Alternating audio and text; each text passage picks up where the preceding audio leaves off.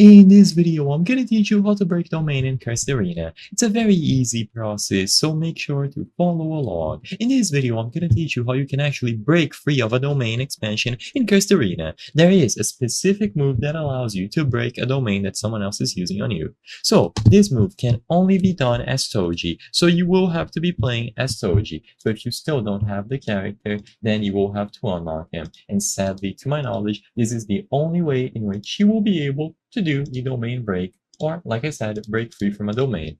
So for you to break free from a domain, once you are playing as Toji, one of the moves that he is going to have on the Awaken moveset is going to be Sonic Blade Surge. So all that you have to do after you are playing as Toji and you fill out your Awakening bar is to use Sonic Blade Surge. You need to use this move right as the enemy is using their domain expansion. So what is going to happen is that the domain expansion animation is going to play out, but right as it is about to finish, you will just start slashing it over and over again, and it is going to break. So the domain is going to be broken, and you will be able to walk free. So all that you have to do is use this move as soon as someone else is charging a domain on you.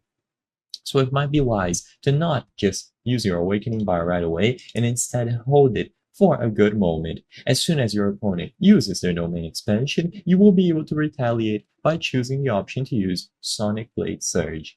So this is all you have to do, and like I said, you will be able to break free of any domain by doing this as Toji or the Sorcerer Hunter. If you still need to unlock the Sorcerer Hunter, then you will be able to just play as him and see how he works until you fill out the Awaken bar and you are able to use Sonic Blade Surge in his Awakened form. So just make sure that you get enough kills to go Awaken, and you will be able to get this process done whenever someone uses a domain expansion on you. I hope I was able to help you on how to break domain expansion in Cursed Arena. If this video helped you, please be sure to leave a like and subscribe for more very easy tips. Thank you for watching.